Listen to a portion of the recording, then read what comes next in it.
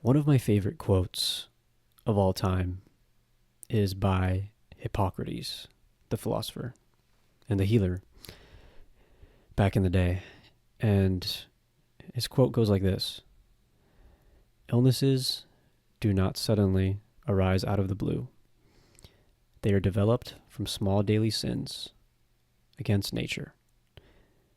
If enough sins have accumulated, then illnesses will suddenly appear." Now, the reason I love this quote is because it's so applicable and prevalent in this day and age.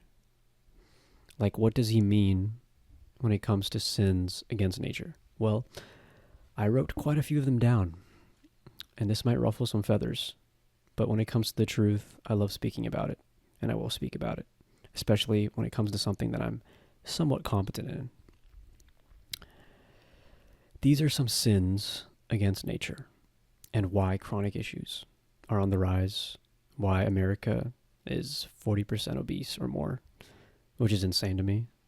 Absolutely ludicrous. Anyway, these are some sins against nature. Being sedentary and not moving your body is a sin against nature. Not getting sunlight and being surrounded by artificial blue light is a sin against nature. Toxic household products and cleaners are sins against nature. Air, noise, and light pollution are sins against nature. Living in a moldy environment, sin against nature. Suppressing chronic issues with pharmaceuticals, sin against nature. Prolonged isolation, sin against nature. Chemical sprayed on our food, sin against nature. Wearing toxic clothing, sin against nature. Excessive worldwide use of plastic, sin against nature. I think I'm going to stop saying sin against nature. But excessive EMFs, not being a silly fucking goose and having a good time, is also a sin against nature. Overconsumption, sin against nature. And of course, junk food, eating unhealthy, sin against nature. There's so many more sins against nature, but these are some that came to my mind and I wrote them down. And you wonder why people are sick. It's not that surprising to me personally, because it's literally in our face. All these tiny sins, when they add up, it becomes a lot for our bodies to handle, for our liver to handle, for our detox pathways to handle. It becomes a burden. And again, it's not surprising that we're all getting sick, that chronic issues are on the rise. I mean, many people wake up feeling so tired all the time, and tired throughout the day. And that is not normal. They think that's just life. Like you're tired. That's not how we're supposed to be. We're supposed to be waking up energetic, ready to tackle the day. Even though life has its challenges, and we all have seasons of challenge, life is not supposed to feel so difficult. I remember in 2017 when I was I felt good in terms of my chronic issues that I've dealt with most of my life. I felt good that year. And I was doing so much for myself in the sense that I had a lot on my plate. I wasn't taking too many classes, only taking 2, dance and theater, which weren't even that rigorous. But the other things I was doing, I was working part-time at a retail store. I was making vlogs every week, 2 to 3 times a week, and editing them. I was in a play where you have 4 hours of rehearsal every night from Monday to Thursday, maybe even Friday, I don't remember. I was building my SMMA business, calling businesses, trying to get clients, which was an unsuccessful business, but nonetheless, I was doing it.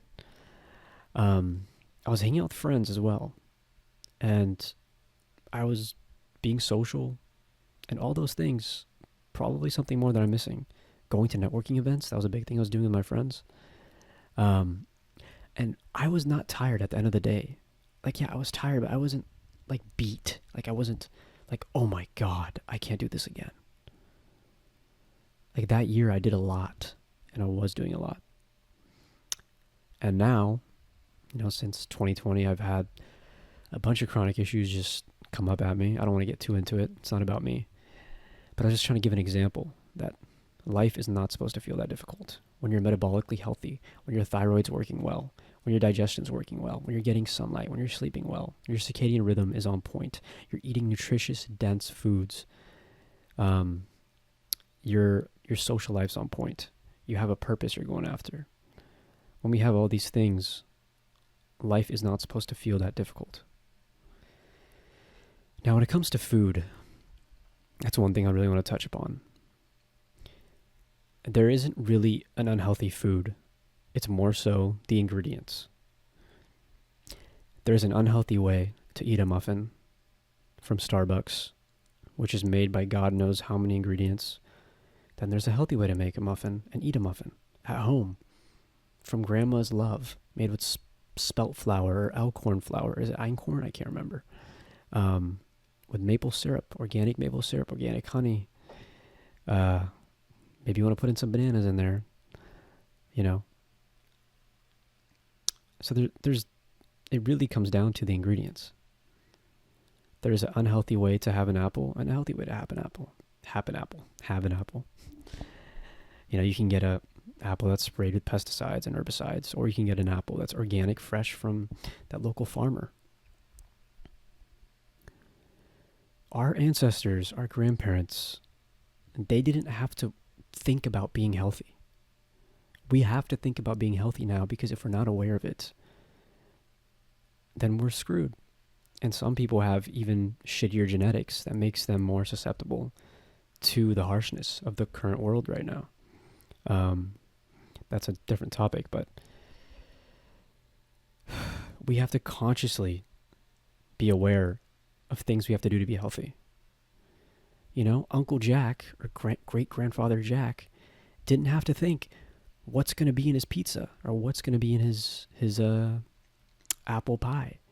All the ingredients, all the things they got, it was the real deal. They were getting it from the same farmer, from the same market. There was no thought or idea of that being sprayed with something. Junk food wasn't that common. Everything was real food. So it's no wonder if you look at old photographs, there is very few obese people. Everyone's in shape.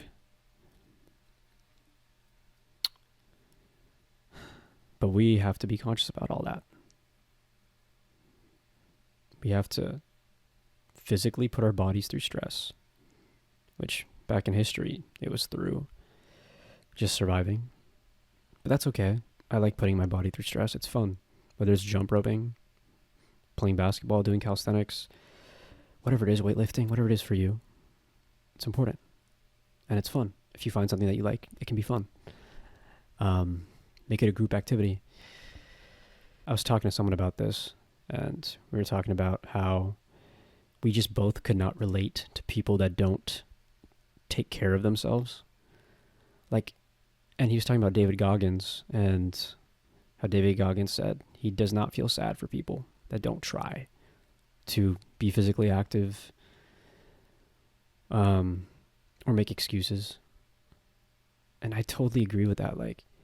If you have no health problems, if you have no depression, if you don't have anything serious stopping you from being physically fit, metabolically fit, we're not even talking about being the 1%, being Mr. Olympia or anything like that. We're just talking about being fit, being a fit human being, a healthy human being, which is really not that hard. If you don't have health issues and other stuff going on, then I can totally relate. It does make it difficult. I'm dealing with serious shit, and it makes it difficult, but I still try. But if you have nothing going on health-wise, and you are a fat fuck, or you're malnourished, whatever it is, and it's just out of pure laziness, you should feel ashamed of yourself. I know it sounds kind of negative, but I don't think you realize, or I don't know if you do, but I'm just going to speak for myself. I would feel so ashamed of myself if I was not taking care of this beautiful vessel that God, whoever, I don't know who, gave to me to experience life through the lens of a human being, of human flesh. And nothing is stopping me from making a healthy vessel aside from pure laziness and gluttony. Like, if that was me, I would be so ashamed of myself. And I think there are times when we should feel ashamed of our actions. It's a very natural emotion. You know, normalize this, normalize that. Like,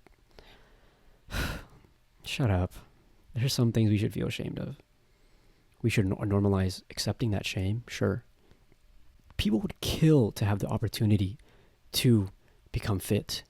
People would kill to go and be able to exercise, you know, to do hard things that put stress on their body, but they're just not capable of doing that. And they can't do that because their health is so fucked, or they might not have a chance to live another day. Like, someone wishes on their deathbed right now they could be you running 50 miles, whatever, I don't know, like whatever crazy shit that someone else is doing. And if I was just being a lazy fuck and not trying to be healthy, to take care of this vessel, God, I would feel so ashamed. Like, that's just disgusting. You know? Anyway, I just... when it comes to health, I just get kind of emotional and whatnot. And because I know there's people out there that would give anything for the opportunity to just have a bat, you know?